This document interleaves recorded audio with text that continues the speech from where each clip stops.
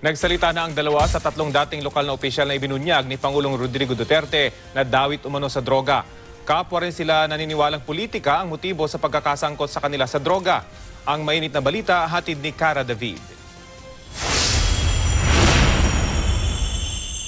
Every page, elected public official. Ako hindi maniwala. Ako, Representative Vicente Belmonte, Mayor Lawrence Cruz, that's an illegal. Mayor Willie Lim,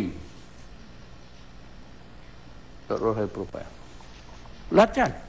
Sa isang pagtitipon kahapon sa Malacanang, muling ipinakita ni Pangulong Rodrigo Duterte ang kanyang drug list na laman ang mga pangalan ng mga politikong sangkot umano sa iligal na droga. Dati nang nagpahaging ng pangalan ni na dating Iligan City Representative Vicente Belmonte at dating Iligan Mayor Lawrence Cruz ang Pangulo sa Wallace Business Forum. Pero ngayon lang niya binanggit ang pangalan ni Misamis Oriental Mayor Willie Lim. Hindi naman idinetalye ni Duterte ang kanyang basehan sa pagdawit sa tatlo sa iligal na droga. Sa panayam ng programang News to Go, sinabi ni Belmonte na naniniwala siyang ang pagkakasangkot niya sa listahan ng Pangulo ay politically motivated. I don't know really the reason. Siguro meron implication na meron locally nagmanipulate nga local politicians. No? They want to implicate as drug.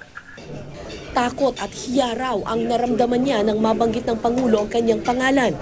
Nangangamba siyang masamantala ng kanyang mga kalaban sa politika ang sitwasyong ito kaya nais daw niyang magpaimbestiga.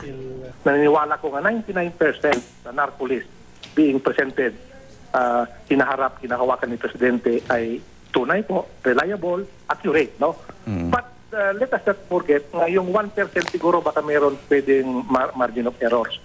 So, hindi kasalanan ni Presidente ito. Maybe those who investigated. Mariin ding itinanggi ni Cruz na sangkot siya sa iligal na droga kahit kailan. Ganun pa man, suportado pa rin niya ang kampanya ng gobyerno kontra droga. Nagtataka ako, ma'am, kung anong source nang gagaling itong mga lumalanding nakikita dun sa listahan ng presidente, no? Ikinalulungkot daw ni Cruz na nagtatagumpay ang mga taong nais siyang sirain sa pagdadawit sa kanya sa nasabing issue. I will do everything to clear our names. And once our names are cleared, ma'am, I will discover kung sino itong taong nag-imbento ng pangalan namin na mailagay dyan sa listahan. And we will do everything within legal means that he will be punished for this. Wala pang pahayag si Lim sa pagkakadawit din sa kanya. Cara David, GMA News.